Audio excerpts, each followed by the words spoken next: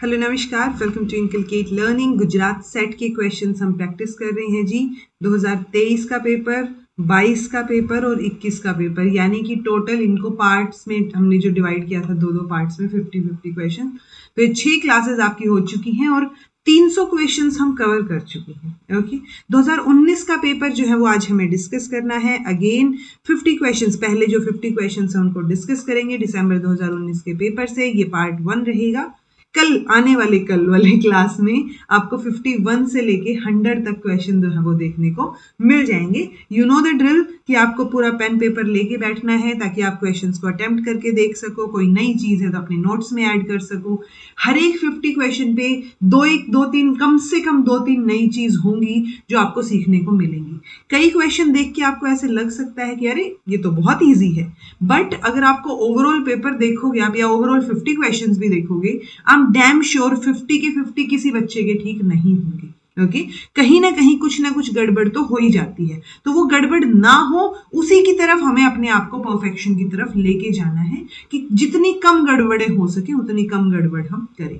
Okay, सबके लिए important है। नेट वाले बच्चों के लिए भी प्रैक्टिस के लिए बहुत अच्छे क्वेश्चंस हैं और बाकी जहां पर भी एजुकेशन रिलेटेड एग्जाम है, जहां सब्जेक्ट आपका एजुकेशन है, वहां पर भी ये इंपॉर्टेंट रहेगा, चाहे भले ही दूसरे स्टेट की बात हो रही हो या किसी दूसरे स्टेट का एग्जाम हो। ओके, इसीलिए मैं बोलती हूँ चाहे गुजरात वाले बच्चे हैं वो वेस्ट बंगाल सेट के क्वेश्चंस भी प्रैक्टिस करो, वेस्ट बंगाल वाले हैं वो गुजरात के भी प्रैक्टिस करो, एंड बाकी और सेट के जहां से भी मिले, बिकॉज वेस्ट बंगाल के मैंने करवा रखे, गुजरात के मैं करवा रही हूँ, कर्नाटका वगैरह के जो पेपर भेजा मुझे जिन बच्चों ने वो भी मैंने करवा रखा है। सो आप एक बार नेट वाले PYQs की जो है वो प्लेलिस्ट चेक कर सकते हैं। मोर देन 50 वीडियोस वहां पे अवेलेबल हैं एंड वहां पे सिर्फ क्वेश्चंस अवेलेबल हैं, तो आप जितनी चाहे उतनी प्रैक्टिस कर सकते हो। तो कोई रैंडम मॉक टेस्ट लगाने की बजाय ये PYQs प्रैक्टिस कर लो जो किसी न किसी एग्जाम में आए हैं। Okay, this is presented by me Raveena. Videos informative लगे तो इनकलकेट लर्निंग को लाइक शेयर सब्सक्राइब जो आप कर सकते हैं।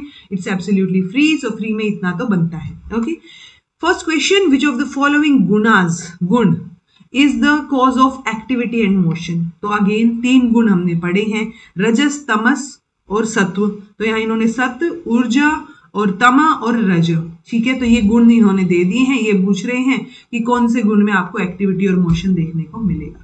ये मैंने गुजरात के दौरान ही कई बार आ चुका है गुण से रिलेटेड क्वेश्चन, तो करवा रखा है। 3 गुणों की बात करते हैं।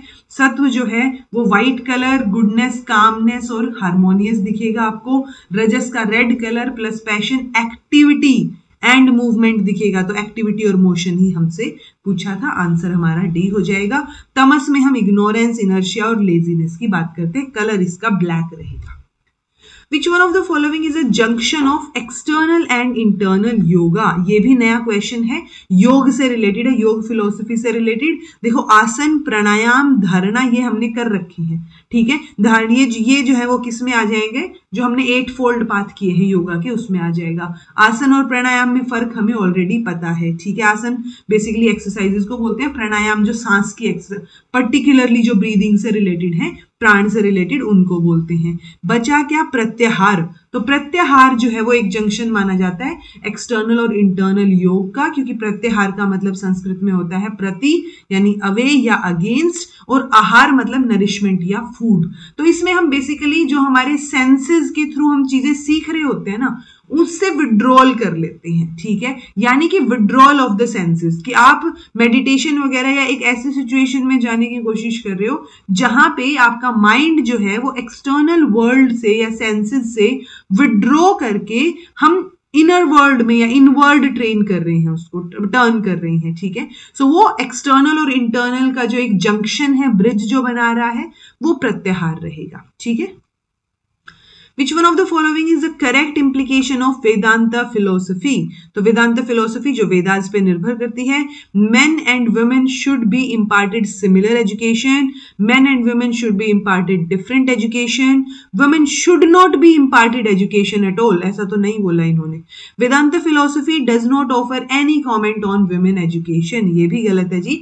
इन्होंने बोला है दोनों को similar education दीजिए, should be imparted similar education, so ये वेदांत फिलोसफी की इंप्लीकेशन रहेगी। According to idealism, the reality consists of ideas only, ideals only, spirit only या ideas and spirit. तो वो होता है सोल स्पिरिट, उसकी तो हम बात करते हैं, तो आइडियाज एंड स्पिरिट दोनों रहेगा आंसर. तो रियलिटी जो है उसमें आइडियाज भी आएंगे और स्पिरिट भी आएंगे. The statement modern society cannot be a source of knowledge and experience is favored by. तो ये बात किसके मतलब कौन जो है इस बात को फेवर करता है, क्योंकि मॉडर्न सोसाइटी अगर सोर्स नहीं हो सकती नॉलेज और एक्सपीरियंस का, ये बात किसने बोली? ये आपको नहीं लगता नेगेटिव एजुकेशन जैसी बात हो रही है? और नेगेटिव एजुकेशन की बात नेचुरलिज्म ने की है. तो नेचुरलिज्म में रूसो ने नेगेटिव एजुकेशन की बात की है कि नेचर में जब तक हैं चीजें तब तक सही हैं, बच्चा जैसे ही सोसाइटी के कॉन्टेक्ट में आता है वैसे ही वो चीज जो है वो गड़बड़ाने लग जाती है, वरना वो बहुत अच्छा इंसान, बहुत अच्छा था ऑलरेडी, अब जो है वो चीजें गड़बड़ हो रही है. सो वो चीज सोसाइटी में जाने से हो रही है, यानी सोसाइटी से दूर जाके एजुकेशन की बात करते हैं. ये सेम प्रैग्मेटिज्म इसका उल्टा है. प्रैग्मेटिज्म वाले सोसाइटी, क्योंकि प्रैग्मेटिज्म वालों का कहना है कि सोसाइटी में ही तो रहना है ना हमें, तो सोसाइटी के साथ ही हमें सीखना पड़ेगा. ठीक है, तो जो सोसाइटी के साथ की बात करते हैं वो प्रैग्मेटिज्म है, सोसाइटी से दूर की बात करते हैं वो नेचुरलिज्म है. सो मॉडर्न सोसाइटी सोर्स नहीं हो सकती नॉलेज और एक्सपीरियंस का, ये बात नेगेटिव एजुकेशन में, नेचुरलिज्म में हम करते हैं. In symbolic interaction approach to sociology of education focus is on. तो जब सिंबॉलिक इंटरेक्शन अप्रोच की बात हो रही है सोशियोलॉजी में, किस पे फोकस है? क्लासरूम की एक्टिविटीज पे, को करिकुलर एक्टिविटीज पे, कल्चरल इंटरेक्शन अमंग लर्नर्स, या एक्टिविटी इन क्लासरूम, प्लेग्राउंड या अदर स्कूल रिलेटेड प्लेसेस. तो एक तो एजुकेशन में बात हो रही है, तो ठीक है हम स्कूल तक आ सकते हैं, प्लस सिंबॉलिक इंटरेक्शन की बात हो रही है, तो वो सिंबॉलिक इंटरेक्शन आपको अलग अलग जगह देखने को मिलेगा, और ज्यादा जगह इन्होंने डी ऑप्शन में इंक्लूड की है.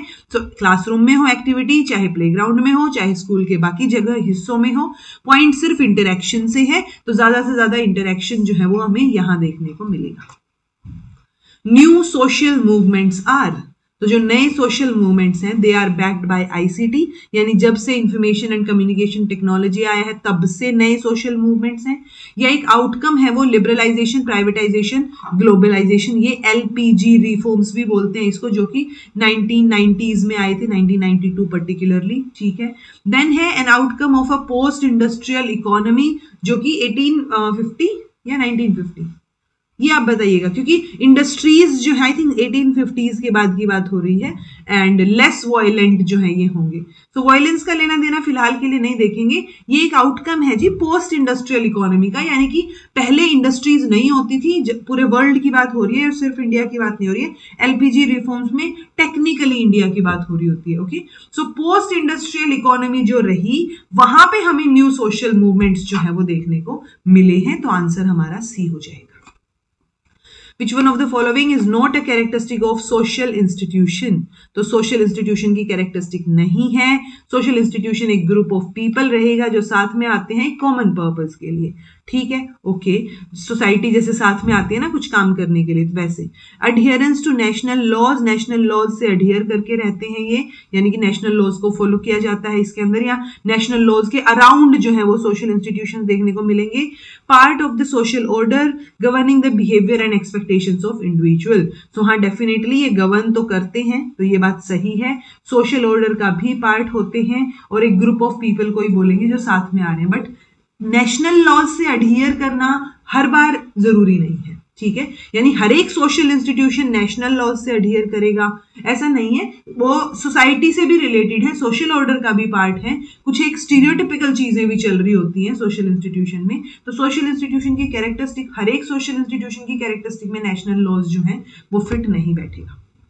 इन Indian constitution the provision for reservation किसके लिए? शेड्यूल्ड कास्ट और ट्राइब के लिए. Have been done with a view. तो वो क्यों किया गया है? वो जो रिजर्वेशन का प्रोविजन है SC STs के लिए वो क्यों है? इम्पार्ट डेमोक्रेटिक राइट्स, सबको डेमोक्रेटिक राइट्स मिले सोसाइटी को अपलिफ्ट करने के लिए. इक्वलाइज एजुकेशनल अपॉर्चुनिटीज, या फिर undo the wrong things in the past. तो देखो अंडू तो आप वैसे भी नहीं कर सकते कोई चीज. ठीक है, इक्वलाइज अपॉर्चुनिटीज, हाँ इक्वलाइज अपॉर्चुनिटीज भी अच्छा ऑप्शन है जो कि आंसर रहेगा आपका. ये डेमोक्रेटिक राइट्स वाला भी हो सकता था, बट मेजरली रिजर्वेशन की बात की, और रिजर्वेशन में हम मेजरली एजुकेशन में बात करते हैं कि अच्छा वहां पे इतनी सीट्स रिजर्व्ड है। ओके, सो वो एजुकेशनल अपॉर्चुनिटीज को बराबर करने की कोशिश है, हो भी पा रही है नहीं हो पा रही है वो अलग बात है ग्राउंड लेवल पे, बट एक कोशिश जरूर की जा रही है जब हम प्रोविजंस को देखते हैं। Idea of secularism in education implies, so teaching the concept of secularism in the class, ये मतलब होगा आइडिया ऑफ सेक्युलरिज्म का, या forbidding the teachings of all religion, यानी क्लास में किसी भी रिलीजन की पढ़ाई नहीं बताई जाएगी, not discriminating anyone in any manner on the basis of one's religion, या inviting top thinkers of all religions to come and sermonize in the class। तो देखो पॉइंट ये है, जब सेक्युलर, स्पेसिफिकली इंडिया में जब बात आती है सेक्युलर की, तो हम सेक्युलर का मतलब ये नहीं मानते, मतलब हम सेक्युलर का मतलब ये मानते हैं कि हम किसी एक धर्म को सपोर्ट नहीं कर रहे हैं, हम सबको बराबर लेके चल रहे हैं। ठीक है, तो ऐसा नहीं है कि हम मान ही नहीं रहे हैं रिलीजन में, हम मान रहे हैं, बट हम सबको इक्वलाइज या बराबर तरीके से, हम मतलब स्टेट जो है वो पर्टिकुलरली किसी एक रिलीजन को सपोर्ट नहीं करेगा। ओके, यानी एक रिलीजन के बेसिस पे आप दूसरे को डिस्क्रिमिनेट नहीं करोगे, आपके लिए सब बराबर होने चाहिए। सो आंसर हमारा क्या हो जाएगा, सी हो जाएगा जी, not discriminating anyone in any manner, किस बेसिस पे, किसी भी एक रिलीजन के बेसिस पे, वो हमारे लिए सेक्युलरिज्म है। Okay, NCF proposed that evaluation should be based on, तो एनसीएफ 2005 ने इवैल्यूएशन को मार्क्स के बेसिस पे, marks and grades, grades and credits, तो आंसर ग्रेड्स रहेगा। क्रेडिट की बात थोड़ी सी बाद में आई, आई थिंक 2016 के अराउंड क्रेडिट की बात आई है, वो भी यूजीसी की तरफ से आई है हायर एजुकेशन लेवल पे। ओके, क्रेडिट्स अभी तक हायर एजुकेशन लेवल पे ही हैं। स्कूल लेवल पे अगर आप देखेंगे तो ग्रेड्स आपको देखने को मिल जाएंगे, कई जगह पे मार्क्स और ग्रेड्स दोनों भी देखने को मिल जाते हैं, बट एनसीएफ की जब आप बात करोगे उन्होंने ग्रेड्स को बेसिस बनाने की बात की थी। Report of knowledge commission, national knowledge commission, तो नेशनल नॉलेज कमीशन ये तो हमें पता है 2005 में एस्टेब्लिश कर दिया गया था, रिपोर्ट कब आई थी, 2007 में। ओके, सो ये बातें थोड़ी थोड़ी याद रखनी पड़ेंगी आपको, और थोड़ी थोड़ी करके ही याद होंगी, तो इसीलिए रोज पढ़ना जरूरी है। Review of NPE and programme of action was done by, देखो टेक्निकली जनार्दन रेड्डी कमेटी आना चाहिए, क्योंकि उसी के बाद जो है प्रोग्राम ऑफ एक्शन आया था हमारा, बट स्टिल ज्यादातर क्वेश्चंस में आपको रामामूर्ति कमेटी ही मिलेगा, जो आंसर है अपना, क्योंकि रामामूर्ति कमेटी पहली कमेटी थी जो कि 1990 में बनी थी। ये पूरी स्टोरी मैंने 1986 की पॉलिसी में आपको बता रखी है। तो 1990 में रामामूर्ति कमेटी बनी, ये रिपोर्ट सबमिट करते या ऑलमोस्ट कर ही दी थी, उससे पहले मतलब इनकी रिपोर्ट पे कोई बात होती उससे पहले जो है वो पॉलिटिक्स चेंज हो जाती है देश की, और वहां पे फिर इसको ऐसे के ऐसे छोड़ के एक नई कमेटी बनाई जाती है 1991 में। जनार्दन रेड्डी उसके हेड होते हैं रामामूर्ति की बजाय, तो जनार्दन रेड्डी कमेटी, उसको बोला गया कि जो ये रामामूर्ति कमेटी की रिपोर्ट है ये, और बाकी सिनेरियो को एनालाइज कीजिए और चीजों को रेकमेंड कीजिए। तो जनार्दन रेड्डी की कमेटी की रिपोर्ट के बाद प्रोग्राम ऑफ एक्शन आता है टेक्निकली। ओके, बट आंसर्स में आपको मेजरली रामामूर्ति कमेटी मिलेगा। Who was the chairperson of NCFTE 2009? SVS Chaudhary, Ramamurthy, CL Anand, VK Sabharwal. तो सीएल आनंद रहेंगे, उन्होंने पहला ड्राफ्ट जो है वो सबमिट किया था। आप देखेंगे कि जब आप एक्चुअल जो डॉक्यूमेंट है इसका वो ओपन करके देखेंगे तो आपको जब लास्ट वो होता है ना, स्टार्टिंग में पूरा का पूरा ब्यौरा सा देके, समरी सी देके, एग्जीक्यूटिव समरी सी, और वहां पे नीचे चेयरपर्सन का नाम होता है, वहां पे चेयरपर्सन का नाम क्या है वो आप बताइएगा। Okay, political economy is study of, तो production and economics, business and trade, economy and trade, politics and trade. तो देखो पॉलिटिकल इकोनॉमी है, दो एस्पेक्ट इसके हो सकते हैं। पहला तो एस्पेक्ट यही है कि कैसे पॉलिटिक्स जो है वो देश की इकोनॉमी को अफेक्ट कर रही है, और कैसे इकोनॉमी जो है वो पॉलिटिक्स को अफेक्ट कर रही है, वो चीज हम पॉलिटिकल इकोनॉमी में पढ़ते हैं। ओके, सो पॉलिटिक्स और ट्रेड्स दोनों जो है वो आंसर आना चाहिए कि हम दोनों की स्टडी कर रहे हैं, बट दोनों की स्टडी हम किस एस्पेक्ट में कर रहे हैं, हम इकोनॉमिक एस्पेक्ट में कर रहे हैं। तो इसका आंसर इन्होंने सी दे रखा है, और इसकी एक ही जस्टिफिकेशन बनती है कि हाँ ठीक है, हम पॉलिटिक्स का असर देखना चाह रहे हैं उसके ऊपर, बट अगेन हम इकोनॉमिक्स और ट्रेड को ही स्टडी कर रहे हैं पॉलिटिक्स का इफेक्ट देखते हुए। ठीक है, या फिर वाइस वर्सा। सो उस हिसाब से अगर ये डी देते तो भी हम सोच सकते थे कि हाँ ठीक है, हम पॉलिटिक्स को भी थोड़ा स्टडी करेंगे, बट टेक्निकली ये इकोनॉमिक्स का पार्ट है, तो सी आंसर जो है वो सिर्फ इसी तरीके से जस्टिफाई किया जा सकता है। आपको कोई और रीजन लग रहा है तो मुझे कमेंट करके जरूर बताइएगा इसका। Okay, What is budgeting in education? तो बजटिंग का क्या मतलब है? Management of finances, allocation of fund for expenditure, allocation of finance for expenditure, या अलॉटमेंट ऑफ फंड। ठीक है, सो अलॉटमेंट वर्ड शेयरिंग होती है ना, तब यूज होता है कि आपको शेयर वाइज डिवाइड की गई है चीजें, कि इतना शेयर एजुकेशन को मिलेगा, बजट में से इतना शेयर जो है फलानी चीज को मिलेगा, इतना शेयर उसको मिलेगा। तो जब वो डिस्ट्रीब्यूशन बाय शेयर हो रहा होता है तो हम अलॉट वर्ड यूज करते हैं, और एलोकेट का मतलब हो जाता है कि आपने एक पर्टिकुलर फिक्स चीज कर दी है। ठीक है, तो वो स्पेसिफिक पर्पस के लिए अलग से कर दिया है, उसमें एलोकेशन वर्ड यूज करते हैं। बट ये अलॉटमेंट ऑफ फंड रहेगा जहां पे हम डिवाइड और डिस्ट्रीब्यूट कर रहे हैं शेयरिंग के हिसाब से। What is micro level finance in education? तो financing in small sector of education, financing in school and colleges, cost estimation in micro processes of education, या financing in small education projects।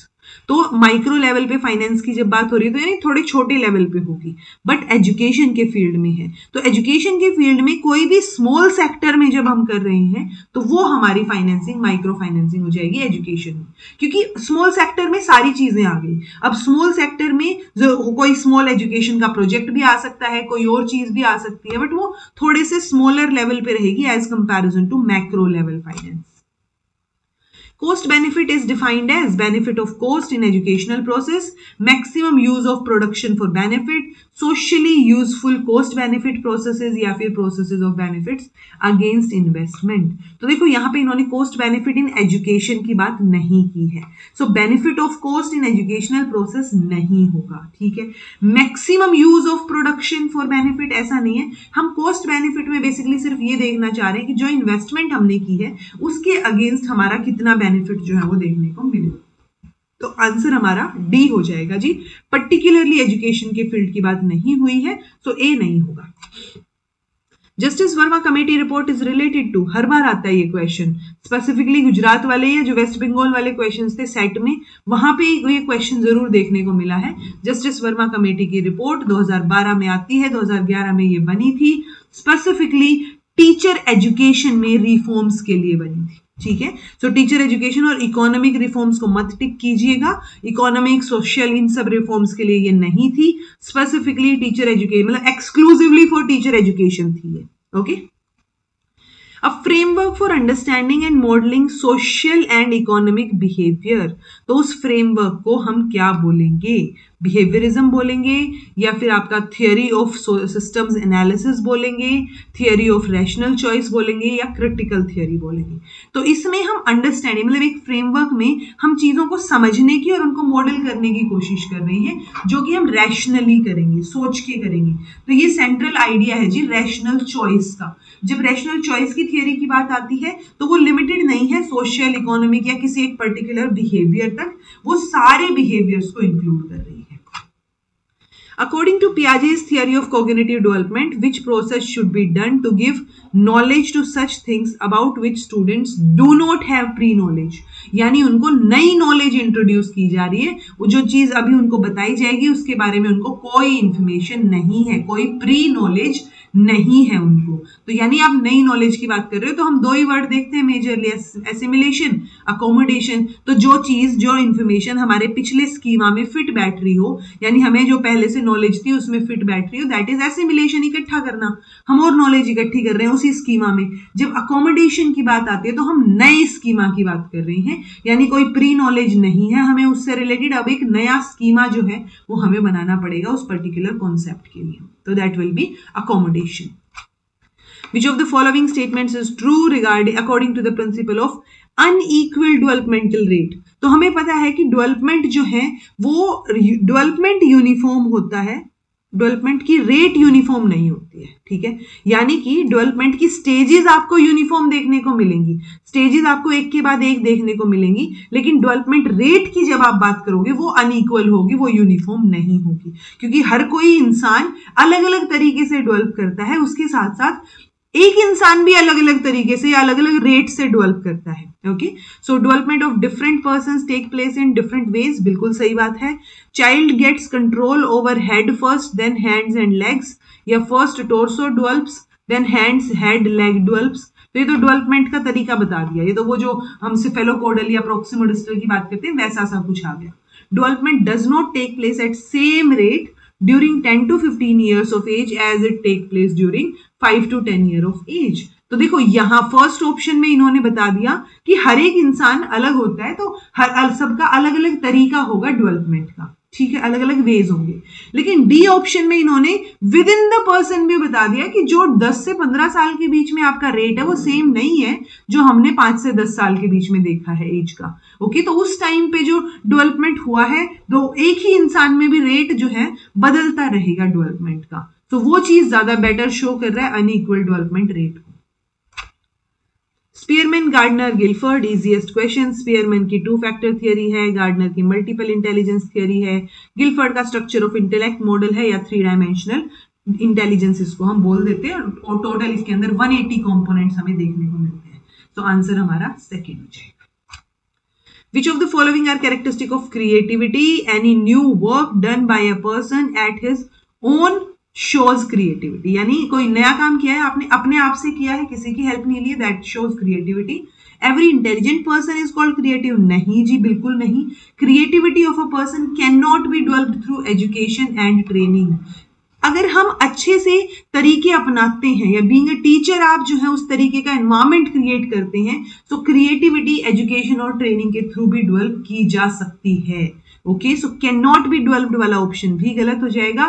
Creativity of such person develops who can think freely and independently. हाँ, ये इस person की thinking, जिसकी thinking freely और independent है, वो better तरीके से क्रिएटिव इंसान बन सकता है, वहां पे क्रिएटिविटी डेवलप हो सकती है. आंसर फर्स्ट एंड फोर्थ आ जाएगा, ये ठीक है. सेकंड एंड थर्ड गलत है जी. Which are factors of emotional intelligence, ये क्वेश्चन रिपीट हुआ है, मैंने आपको बताया था. Motivation, drive, motivation, drive, same सी बात हो गई. ठीक है, सो वो चीज आप ध्यान रखिए कि मोटिवेशन और ड्राइव साथ में ना आए, क्योंकि मोटिवेशन ड्राइव साथ में नहीं आए तो हम एक और बेटर ऑप्शन के साथ जाएंगे. खुद को अवेयर करना, खुद के बारे में पता होना, रेगुलेशन, सेल्फ खुद अवेयरनेस के हिसाब से खुद को रेगुलेट करना, मोटिवेटेड रहना, एम्पैथी होना और सोशल स्किल्स, ये फैक्टर्स हैं इमोशनल इंटेलिजेंस के, या ये एलिमेंट्स हैं. Okay, what is the true in the context of classical conditioning. तो क्लासिकल कंडीशनिंग मतलब पेवलोव का एक्सपेरिमेंट यानी डॉग वाले एक्सपेरिमेंट की बात हो रही है. Neutral response becomes natural. तो न्यूट्रल रिस्पॉन्स तो नहीं था जी, वो नेचुरल रिस्पॉन्स था सलाइवा. नेचुरल रिस्पॉन्स जो है वो न्यूट्रल हो जाएगा. ये न्यूट्रल स्टिमुलस, न्यूट्रल स्टिमुलस क्या है? बेल है. Acquire the characteristic of natural stimulus यानी फूड था. बाय पेयरिंग विद इट, तो हमने इनको पेयर अप करके बेल की वो जो फूड में थी कैरेक्टरिस्टिक, वो हमने न्यूट्रल स्टिमुलस में डाल दी है कि अब बेल बजेगी तो भी सलाइवा रिलीज होगा. तो ये बात सही लग रही है. Natural stimulus acquire the characteristic of neutral, नहीं, ये गलत है. ठीक है, तो बेल जो है न्यूट्रल स्टिमुलस वो एक्वायर करता है नेचुरल स्टिमुलस की कैरेक्टरिस्टिक, यानी फूड आए तो आना चाहिए था सलाइवा, बट अब बेल बजने से भी आ रहा है क्योंकि हमने बेल और फूड को एसोसिएट कर दिया है, पेयर अप कर दिया है. एसोसिएटिव इसकी कंडीशनिंग, लर्निंग, इसकी बात भी पेवलोव भी करते हैं. Associative shifting, associative shifting. तो आंसर आपका सी हो जाएगा. which of is given by animal in conditioning. अच्छा, किस तरीके का रिस्पॉन्स मिल रहा है? ठीक है, एक ब्लैंक रह गया होगा यहाँ पे. ठीक है, किस तरीके का रिस्पॉन्स यहाँ मिलेगा? So external response. ठीक है, एक्सटर्नल रिस्पॉन्स, वो ये वही वाली बात हो रही है जो हमने उसमें की थी, रैट वाली. ठीक है, कि एक्सटर्नल रिस्पॉन्स मिल रहा है जब हम ऑपरेंट कंडीशनिंग की बात कर रहे हैं. सो यहाँ पे एक्सटर्नल रिस्पॉन्स होगा. ये क्वेश्चन कुछ तो शायद मिसिंग, थोड़ा सा मिस हो गया होगा मेरे से. Which of the following is not a characteristic of guidance? Guidance की characteristic नहीं है. To make the future life of a person as much happy as can be is the main objective.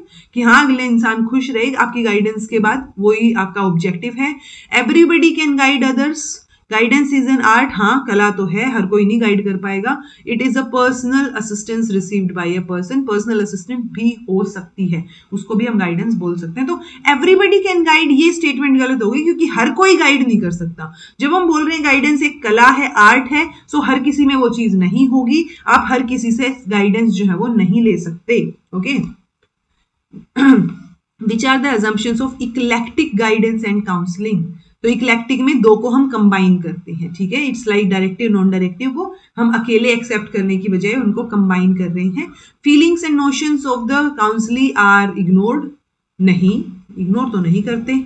There have been vast individual differences among counselees, ये ठीक बात है. None of the directive and non-directive types of guidance can be accepted completely, ये बात सही है. हम दोनों को completely accept नहीं कर रहे हैं, उनमें से जो जो चीजें हमारे लिए फिट बैठ रही हैं उस पर्टिकुलर इंसान के लिए जो काउंसलिंग के लिए आया है, उसके लिए जो जो फिट बैठ रही है उसके हिसाब से हम मोल्ड कर देते हैं. इक्लेक्टिक में कॉम्बिनेशन ही तो है. Counselor and counselee have sense of understanding and cooperation and confidence for each other, ये बात भी बिल्कुल सही है. अगर ये चीज सही नहीं होगी तो काउंसलिंग हो ही नहीं पाएगी. तो answer second, third and fourth सही हो जाएगा. फीलिंग्स या नोशंस को या इमोशंस को हम इग्नोर नहीं करते हैं. Which of the following is not a principle of guidance? It is based on objectives. It considers a person as an average person. It develops insight of a person. It is not a continuous process. सो ये गलत रहेगा जी. देखो objective कुछ ना कुछ तो रहेगा जब आप गाइडेंस की बात कर रहे हो. पर्सन को भी हम एवरेज मान के चलते हैं और इनसाइट डेवलप करने की कोशिश करते हैं. सो ये कॉन्टिन्यूअस प्रोसेस नहीं है, ये बात गलत है. कॉन्टिन्यूअस प्रोसेस है कि आप कॉन्टिन्यूटी में कब तक जो है आप उसको लेके चलोगे वो अलग बात है, बट गाइडेंस जो है वो एक कॉन्टिन्यूअस प्रोसेस में आएगा.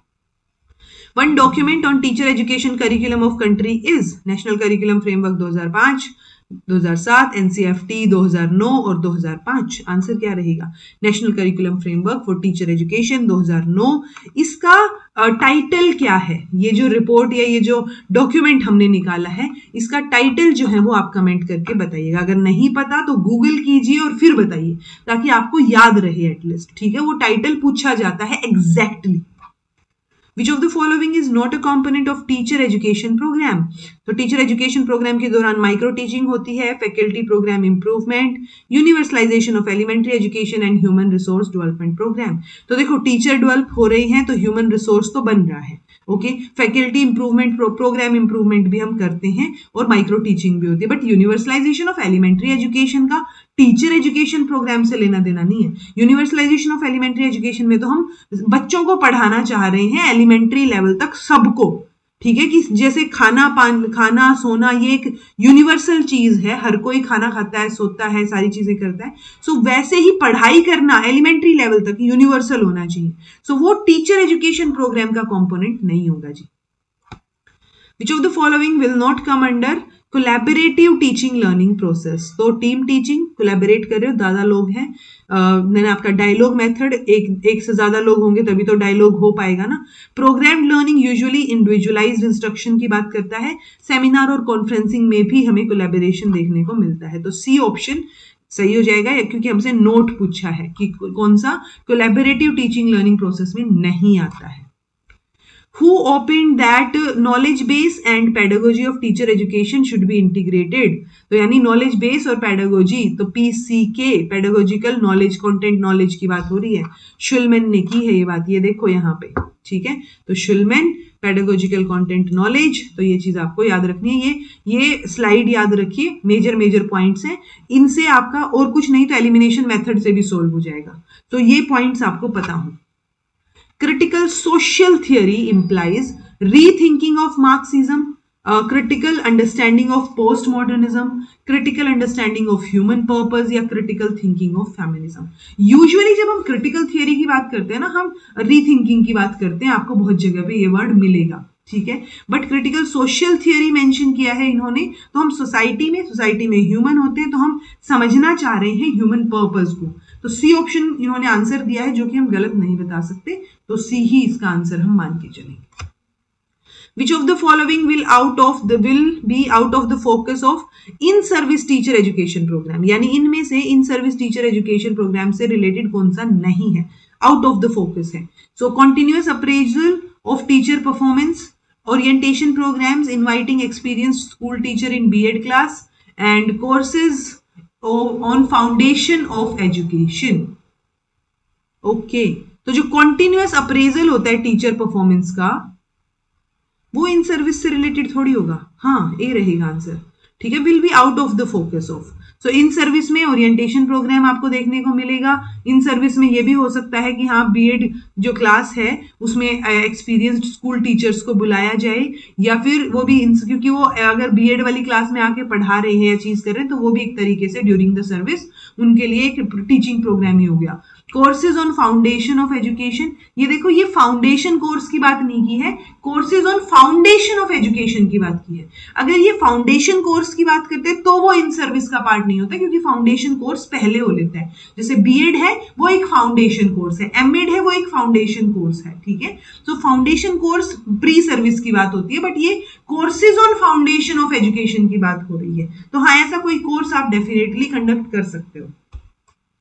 The major criticism against 1 year secondary teacher education program was, तो 1 year मतलब 1 साल के लिए आप secondary teacher education program कर रहे हो, इसका major criticism क्या था?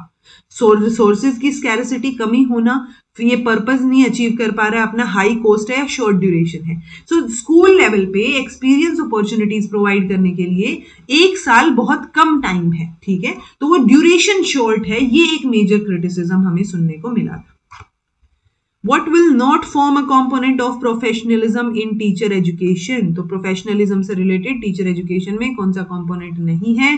कम्युनिकेशन। टीचर एजुकेशन है, चाहे टीचर कौन सी भी एजुकेशन है, कम्युनिकेशन तो होगा। एथिकल कंसिडरेशंस रहेंगी कि आप एथिकल प्रोफेशनलिज्म की बात कर रहे हो तो एथिकल कंसिडरेशंस आप चीजों को करें, यानी एथिकली चलें सीधा सीधा, और अकाउंटेबल हो अपने, या अकाउंटेबिलिटी लें अपने काम के लिए। लीगल एक्सपर्टीज जो है वो आउट ऑफ द फोकस रहेगा, ये कंपोनेंट नहीं है जी। What is the engine of teacher education? तो टीचर एजुकेशन का मेन इंजन क्या रहेगा? कंटेंट रहेगा, ट्रांजैक्शनल स्ट्रेटजीज रहेंगी, एम्स एंड ऑब्जेक्टिव या इवैल्यूएशन। सो किसी भी चीज का इंजन की, अगर इंजन मतलब जो सबसे आगे चल रहा है, राइट, सो इंजन क्या होगा? सबसे पहले तो एम्स एंड ऑब्जेक्टिव्स होंगे ना, उसके बेसिस पे फिर आप कंटेंट देखोगे या ट्रांजैक्शनल स्ट्रेटजीज देखोगे, लास्ट में जो है बिल्कुल लास्ट वाला डब्बा इवैल्यूएशन सिस्टम होगा। तो वो चीज रहेगी। इंजन की जब बात हो रही है तो एम्स एंड ऑब्जेक्टिव्स सही आंसर रहेगा। Which of the following is not related to in service teacher education program? तो in service, during the service की बात हो रही है। DLED कॉलेजेस में फाउंडेशन कोर्सेज होते हैं, प्री सर्विस की बात है, तो ये रिलेटेड नहीं है। डाइट, SCRT, IASCs, यहाँ पे आपको in service teacher education programme देखने को मिल जाएंगे। IASC की फुल फॉर्म जो है वो कमेंट करके बता दीजिएगा, ठीक है। Which of the following will not be covered under curriculum? तो करिकुलम में क्या चीजें कवर नहीं होंगी? Co-curricular activities, teaching methods, student की एबिलिटी और क्लासरूम एक्टिविटीज। तो हम स्टूडेंट की एबिलिटीज को कवर नहीं करते हैं करिकुलम में। करिकुलम में हम बाकी चीजें कवर करते हैं कि करिकुलम में टीचिंग मेथड क्या रह, या को-करिकुलर या करिकुलर एक्टिविटीज क्या रहेंगी, क्लासरूम में क्या एक्टिविटीज करवाई जा सकती है, वो सब चीजें हो सकती हैं, बट स्टूडेंट की एबिलिटी को कवर नहीं किया जा रहा है। What will be the best course of action for a good teacher in context of textbook? तो टेक्स्ट बुक के कॉन्टेक्स्ट में एक गुड कोर्स ऑफ एक्शन क्या रहेगा एक टीचर का? बेस्ट कोर्स ऑफ एक्शन एक अच्छे टीचर का। Limits of text book content should be crossed, should not be crossed, यानी टेक्स्ट बुक कंटेंट को आप लिमिट में यूज करोगे, उसको क्रॉस नहीं करना है आपने लिमिट को। Teacher should try to see that his और her bright students learn beyond textbook, यानी बाकी स्टूडेंट्स का क्या, ये तो आप ब्राइट स्टूडेंट पे फोकस कर रहे हो, तो वैसे ही गड़बड़ हो गया। Text book contents should be moulded as per the psycho social needs, यानी टेक्स्ट बुक का जो कंटेंट है उसको मोल्ड करना जरूरी है as per the psycho social needs. Society की और साइकोलॉजिकल लेवल पे जो नीड्स हैं उनके हिसाब से आपको मोल्ड करने की जरूरत है। अगर पहले आपके यहाँ एग्जाम्पल दे रखा है टेक्स्ट बुक में कि मदर जो है वो घर में खाना बनाएगी और फादर जो है वो बाहर जाके काम करेंगे या अर्निंग करेंगे, तो ये एक टिपिकल एग्जाम्पल हो गया। इस तरीके के एग्जाम्पल्स जो हैं वो अब सोसाइटी की नीड्स और साइकोलॉजिकल नीड्स के हिसाब से ठीक नहीं है, तो इन तरीके के एग्जाम्पल्स को अब मोल्ड करना, यानी एक अच्छा टीचर क्या करेगा, उस टेक्स्ट बुक के कंटेंट को मोल्ड करेगा as per the needs. Okay, so ये बात सही नजर आ रही है, बहुत अच्छी बात है। At the end of the session teacher should request higher authorities to change the text book, नहीं, कोई टेक्स्ट बुक चेंज नहीं होगी, ये चीज सही है जी, हमें मोल्ड करना है उस कंटेंट को और ये अच्छा टीचर करेगा। Nishtha, a program launched by MHRD aims at improving the quality of, तो निष्ठा की फुल फॉर्म मैंने पूछी थी पिछले कुछ किसी तो वीडियो में, आई डोंट नो आप लोगों ने बताई या नहीं, एक आधे बच्चे ने बताई होगी, बताई भी होगी तो ठीक है। तो निष्ठा की फुल फॉर्म पता हो एंड किसकी क्वालिटी को इंप्रूव करने के लिए है ये, तो ये टीचर्स और प्रिंसिपल्स की क्वालिटी या टीचर्स ऑफ हेड टीचर्स जो हैं, हेड्स बेसिकली स्कूल के हेड, वो हेड टीचर भी हो सकता है, प्रिंसिपल भी हो सकता है। तो national initiative for school head and teachers holistic advancement, ये फुल फॉर्म आपको निष्ठा की याद रखनी है। Okay, Which one of the following is not a traditional model of curriculum, तो कौन सा ट्रेडिशनल मॉडल नहीं है? Hilda Taba, administrative, system analysis या रिकंस्ट्रक्टिविस्ट। तो रिकंस्ट्रक्शन जब आप कर रहे हैं यानी आप पहले के हिसाब से तो नहीं चल रहे हैं, आगे बढ़ रहे हैं, ठीक है, तो ये ट्रेडिशनल मॉडल नहीं होगा, बाकी ट्रेडिशनल मॉडल्स हैं। CIPP is a model of, तो CIPP स्टफल बीम ने दिया है, कॉन्टेक्स्ट, इनपुट, प्रोसेस और प्रोडक्ट की हम बात करते हैं। तो क्या कॉन्टेक्स्ट है, क्या इनपुट दिया आपने, क्या प्रोसेस रहा और प्रोडक्ट क्या निकल के आया। तो ये प्लान तो नहीं कर रहे हैं हम इसमें, राइट। तो ये एक इवेल्युएशन जो है मॉडल है, करिकुलम इवेल्युएशन का मॉडल इसको माना जाएगा। Any instructional system will not change the, तो कोई भी इंस्ट्रक्शनल सिस्टम इंस्ट्रक्शनल मटेरियल को चेंज नहीं करेगा, इवेल्युएशन स्ट्रेटजी को चेंज नहीं करेगा, ऑब्जेक्टिव्स को या फिर लर्निंग मटेरियल के डिजाइन को। तो देखो इंस्ट्रक्शनल सिस्टम है तो वो इंस्ट्रक्शनल मटेरियल को, जो भी इंस्ट्रक्शंस दे रहे हैं उसके बाद जो इवेल्युएशन स्ट्रेटजीज हैं और जो लर्निंग मटेरियल का डिजाइन है उसको चेंज कर सकता है, बट जो ऑब्जेक्टिव्स ऑलरेडी हमने बना दिए हैं वो हम इंस्ट्रक्शन के लिए या इंस्ट्रक्शन के बेसिस पे चेंज नहीं करेंगे। ओके, तो सेट ऑब्जेक्टिव्स को चेंज नहीं करेगा कोई भी इंस्ट्रक्शनल सिस्टम हो। इंस्ट्रक्शनल सिस्टम्स उन ऑब्जेक्टिव्स के बेसिस पे इंस्ट्रक्शंस देने के लिए है। Which one of the following is not a step of Tyler's of curriculum, Tyler's model आएगा ये, Tyler's model of curriculum evaluation. So interpret करना इवेल्युएशन रिजल्ट्स को, स्पेसिफाई करना ऑब्जेक्टिव्स को, कलेक्ट करना परफॉर्मेंस डाटा और कंपेयर करना उस डाटा को विद स्पेसिफाइड ऑब्जेक्टिव्स। तो देखो ये तीनों चीजें तो बिल्कुल फिट बैठ रही है। पहले आप ऑब्जेक्टिव स्पेसिफाई करेंगे, टाइलर के मॉडल में 4 ही चीजें आपको देखने को मिलेंगी, ऑब्जेक्टिव स्पेसिफाई करना, फिर परफॉर्मेंस, अच्छा नहीं, जब इवेल्युएशन मॉडल है तो उसमें आपको कई स्टेप्स देखने को मिलेंगे, 7-8 मैं अभी बताती हूँ उनको। तो ये स्पेसिफाई करना, परफॉर्मेंस डाटा जो है वो कलेक्ट करना एंड उस परफॉर्मेंस डाटा को जो ऑब्जेक्टिव्स थे उसके हिसाब से स्पेसिफाई करना, मतलब उससे कंपेयर करना जो स्पेसिफाइड ऑब्जेक्टिव्स हैं। तो ये इंटरप्रेटिंग इवेल्युएशन रिजल्ट्स जो है वो स्टेप में नहीं आएगा as per this question. Okay, Tyler के जो ऑब्जेक्टिव सेंटर्ड मॉडल है उसमें जब हम बात करते हैं तो हम ऑब्जेक्टिव से शुरू करते हैं, देन हम सिचुएशंस को आइडेंटिफाई करते हैं, फिर हम सेलेक्ट या मॉडिफाई या कंस्ट्रक्ट करते हैं इवेल्युएशन इंस्ट्रूमेंट्स को, उसके बाद उन इंस्ट्रूमेंट्स को यूज करेंगे, डाटा कलेक्ट करेंगे, फिर रिजल्ट्स को कंपेयर करेंगे, ठीक है, फिर रिजल्ट्स को एनालाइज करेंगे। वैसे तो एनालाइज करना इज लाइक इंटरप्रेट करना, तो ये टेक्निकली ये इंटरप्रिटेशन भी स्टेप में आ जाएगा, बट पहले 3 स्टेप या मेजर स्टेप जो है वो BCD रहेंगे, इसलिए एक ही साथ हम जा सकते हैं कि चलो लास्ट में इंटरप्रिटेशन की बात हो रही है, ठीक है, interpreting evaluation results. So last में फिर आप उन रिजल्ट्स को यूज करोगे करिकुलम में नेसेसरी मॉडिफिकेशंस के लिए, ठीक है। Which one of the following is not a step of evaluation model of Kirkpatrick? Kirkpatrick में 4 चीजें हमें देखने को मिलती हैं जिसमें रिएक्शन, लर्निंग, ट्रांसफर ये चीजें रहेंगी, मॉडिफिकेशन नहीं होता जी ऑब्जेक्टिव्स का, ठीक है। सो मॉडिफिकेशन ऑफ ऑब्जेक्टिव्स आ जाएगा, ये हमने किर्कपैट्रिक का मॉडल पढ़ा हुआ है। हम रिएक्शन की बात करते हैं कि जो करिकुलम में हमने चेंज किया है उसका क्या रिएक्शन देखने को मिलेगा, बच्चे उसको अडेप्ट कर पा रहे हैं, नहीं कर पा रहे हैं, लर्निंग कैसे होगी, ट्रांसफर एंड देन रिजल्ट्स की बात करते हैं। तो मॉडिफिकेशन की किसी भी लेवल पे बात नहीं हो रही है। Which of the following has the minimum role in changing curriculum? तो देखो करिकुलम से रिलेटेड बहुत सारे क्वेश्चंस आए हुए हैं और करिकुलम स्टडीज का जो जितना भी सिलेबस है स्पेसिफिकली नेट वाला जो कि हेल्पफुल है सब क्लासेस के लिए या सब सेट के लिए, तो वो जो मैंने VIP क्लास में कराया है मोर देन इनफ है। मेक श्योर वो सारा का सारे वीडियोज आप देख के जाएं। Okay, has the minimum role in changing curriculum, सबसे कम रोल किसका रहेगा, नॉलेज के स्ट्रक्चर का, सोशल इंस्टीट्यूशन का, इंडिविजुअल की नीड्स का, इकोनॉमी। तो देखो इकोनॉमी तो ऑब्वियसली मैक्सिमम रोल प्ले करेगी कि किस तरीके का करिकुलम है वो आपको इकोनॉमी के बेसिस पे दिखेगा। पॉलिटिक्स भी इंफ्लुएंस करती है डायरेक्ट। ओके, सोशल इंस्टीट्यूशन यानी सोसाइटी भी इन्फ्लुएंस करेगी और नॉलेज का स्ट्रक्चर भी इन्फ्लुएंस करेगा। तो कंपैरेटिवली मिनिमम रोल जो है वो किसका रहेगा, इंडिविजुअल नीड्स का, क्योंकि हम ओवरऑल नीड्स तो फिर भी कंसीडर करते हैं, बट हम करिकुलम को चेंज करने के लिए हर एक बच्चे की नीड को देखते हुए चेंज नहीं कर सकते, राइट। तो मिनिमम रोल जो है वो अपना इंडिविजुअल नीड्स का रहेगा, नीड्स ऑफ द लर्नर नहीं, individual needs of the learner का मिनिमम रोल होगा। In Indian context, a priority area of research on curriculum at school stage should be. तो इंडियन कॉन्टेक्स्ट में प्रायोरिटी एरिया जब research की बात करते हैं करिकुलम में तो क्या रहेगा, स्कूल स्टेज पे। सो प्रायोरिटी एरिया जिस पे आप काम करना चाहोगे, ठीक है, शुड बी क्या होना चाहिए। So aim of education, transactional strategies, content of learning या इवैल्यूएशन सिस्टम।